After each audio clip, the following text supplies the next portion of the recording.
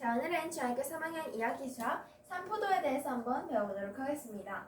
우리가 지난 시간에 대표값에 대해서 배워봤는데요. 대표값이란 자료 전체를 대표적으로 나타내는 값을 우리가 대표값이라고 했었습니다. 그리고 대표값의 주요, 제일 많이 쓰이는 세 가지, 평균, 중앙값, 최비값, 이렇게 세 가지에 대해서 배워봤는데요. 평균이라고 하면 우리가 우리 반 친구들의 수학 점수의 평균을 나타낸다라고 했을 때 우리 반 친구들의 모든 점수를 더하고 그걸 우리 반 친구들의 수로 나눴을 때 나오는 것, 즉 일정하게 고르게 우리가 얼만큼 고르게 나뉘어져 있는지를 우리가 평균이라고 했었고, 중앙값은 말 그대로 크기가 작은 수부터 나열이 되어 있을 때 그때 가운데 있는 수, 중앙에 있는 수를 중앙값이라고 했습니다. 마지막으로 최빈값은 가장 자주 나오는 값이라고 했는데요. 그러니까 1, 2, 2, 3이 있으면 가장 많이 나오는 숫자인 2가 최빈값이 되고 1, 2, 2, 3, 3이 있으면 제일 많이 나오는 값이 2와 3이기 때문에 한 개 이상의 수가 최빈값일 수 있다에 대해서 배웠습니다. 오늘은 그에 이어서 산포도에 대해서 한번 배워보도록 하겠습니다.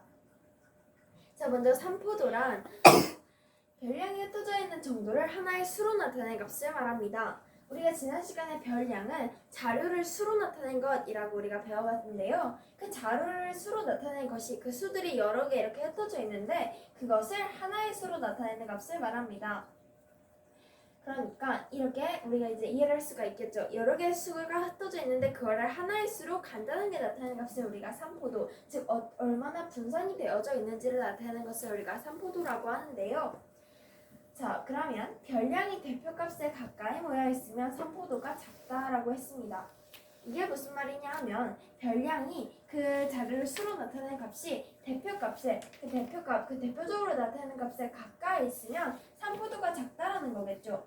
왜냐하면 산포도가 작다는 것은 분포되어 있는 게 작다라는 건데 별량이 그 자료를 수로 나타내는 그 값이 대표값에 가까이 있지 않고 멀리 떨어져 있으면 여기가 대표값인데 멀리 떨어져 있다는 것은 한 번에 모여 있는 게 아니라 많이 분산이 되어 있다는 거겠죠. 즉 산포도가 크다라는 것을 알 수 있습니다. 이렇게 산포도에 대해서 간단히 배워봤는데 산포도가 별량이 대표값에 가까이 모여 있으면 산포도가 작은 거고 그 별량이 대표값에서부터 멀리 떨어져 있으면 많이 퍼져 있는 거니까 즉 분산이 되어 있다, 즉 산포도가 크다라는 것을 알 수 있습니다.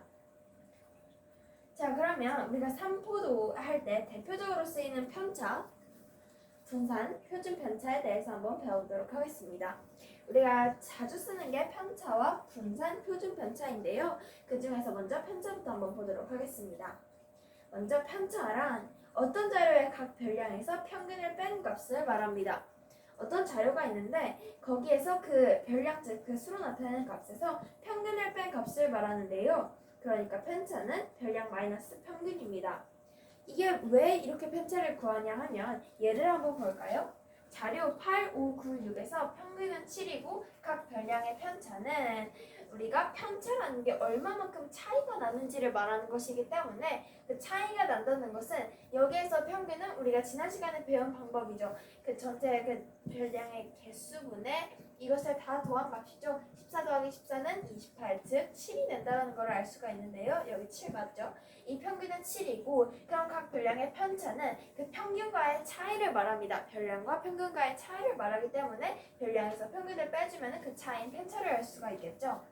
그러면 8-7은 1, 5-7은 -2, 9-7은 2, 6-7은 -1. 즉, 그 8의 편차는 1, 5의 편차는 -2, 9의 편차는 2, 6의 편차는 -1이다 라는 것을 알 수 있습니다. 이것을 기억해 놓으면 되고요.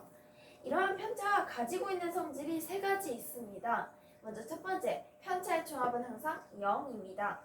그러니까 우리가 어쨌든 편차가 이렇게 여러 개 나오지만 그것의 합은 0인데요. 그럼 볼까요? 여기 1, -1 하면 0이 되고 2, -2 하면 0이 된다는 거 확인할 수 있습니다. 즉 편차의 총합의 합은 항상 0이다라는 것을 알 수 있습니다.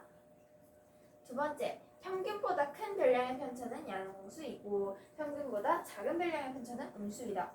당연한 말입니다. 왜냐하면 우리가 여기서 편차는 별량 마이너스 평균인데 평균보다 그러니까 이 빼주는 것보다 그 빼는 게 더 크다면 그러니까 빼짐을 당하는 것보다 빼는 게 더 크다면 당연히 양수가 되겠죠. 예를 들어 여기가 10이고 얘가 1이면 당연히 양수가 되는데 평균보다 이 평균이 1보다 작다면 당연히 작은 거에서 더 큰 거를 빼주면 음수가 된다는 것을 알 수가 있습니다.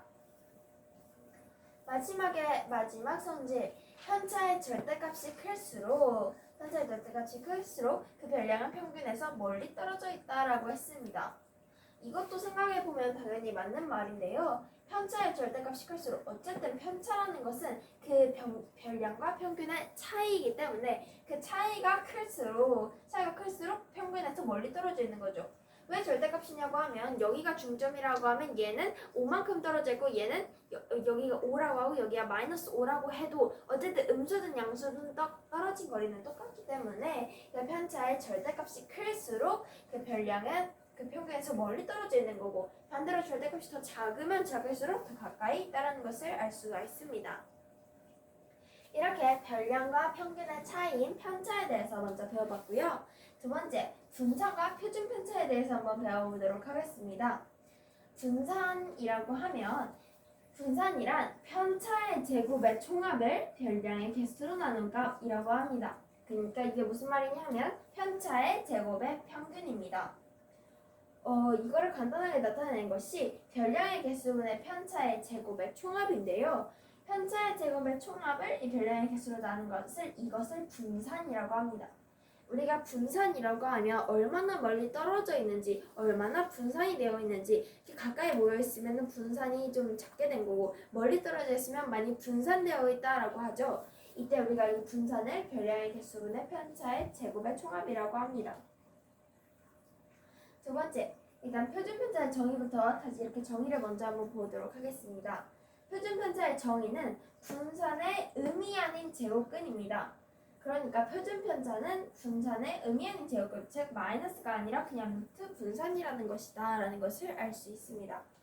일단은 이렇게 분산과 표준 편차에 대해서 배워봤는데요. 우리가 이것에 대한 문제는 다음 시간에 이것에 대해서 더 자세하게 배워보도록 하겠습니다. 자, 세 번째, 자료의 분석입니다.